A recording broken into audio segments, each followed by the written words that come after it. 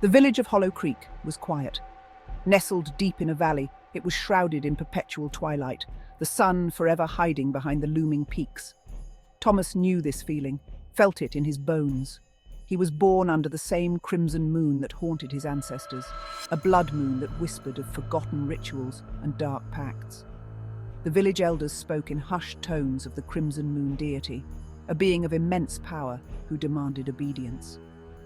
Thomas had always dismissed these stories as folklore, but lately he couldn't shake the feeling that something was amiss. The nightmares were getting worse, visions of crimson skies and chanting figures cloaked in shadow.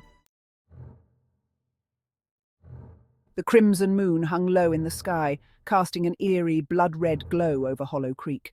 The villagers, their faces pale and drawn, gathered in the village square. Fear, thick and suffocating, permeated the air. Tonight was the eve of the crimson moon, a night steeped in dread and whispered prayers. Thomas watched from the shadows, his heart pounding against his ribs. The villagers, their faces illuminated by the eerie moonlight, began to chant in an ancient tongue, their voices echoing through the silent square. Their words, though unintelligible to Thomas, sent shivers down his spine.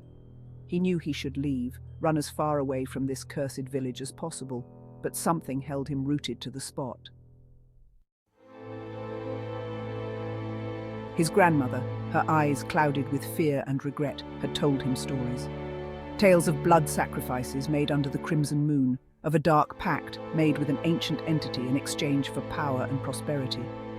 The price of this pact, whispered his grandmother, was the blood of the village's firstborn sons, offered up as tribute to the Crimson Moon deity.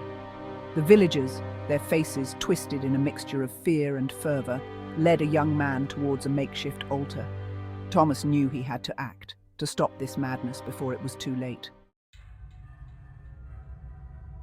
As the chanting reached a fever pitch, a figure emerged from the shadows. Tall and imposing, cloaked in a dark robe that concealed its features, the figure radiated power, a palpable aura of menace that sent chills down Thomas's spine. This was no ordinary villager, Thomas realized with growing horror. The figure raised its arms, silencing the crowd with a gesture. The air crackled with anticipation, the silence broken only by the sound of Thomas's own ragged breathing. The figure spoke then, its voice a deep, resonant growl that seemed to vibrate in Thomas's very bones. The words, uttered in an ancient tongue, were unintelligible, but their meaning was clear. Thomas knew he had to act, and quickly. The villagers parted, their faces a mixture of fear and awe as the cloaked figure approached the altar. Thomas watched, his heart pounding in his chest, as the figure produced a ceremonial dagger, its blade gleaming wickedly in the crimson moonlight. Gathering his courage, Thomas stepped out of the shadows, his voice echoing through the sudden silence. "Stop this!" he shouted, his voice trembling slightly. The villagers turned towards him as one, their faces contorted in expressions of shock and anger. The cloaked figure, its hood falling back to reveal a face as pale and cold as death, turned towards Thomas, its eyes burning with a cold, malevolent light. Thomas knew he had made a terrible mistake, but he couldn't back down now. The villagers advanced on Thomas, their faces twisted in fury.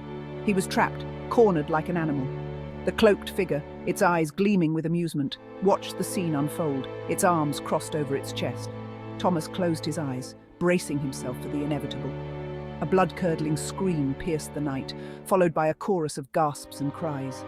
Thomas opened his eyes, his heart pounding, and stared in horror at the scene before him. The villagers were gone, vanished into thin air. The cloaked figure, its eyes blazing with rage, turned towards Thomas, its lips curled into a snarl. "You will pay for their release," the figure hissed, its voice a venomous whisper. And then, with a flash of crimson light, the figure was gone, vanished as quickly as it had appeared. Thomas looked up at the blood-red orb, his heart heavy with dread. The whispers in the dark had only just begun.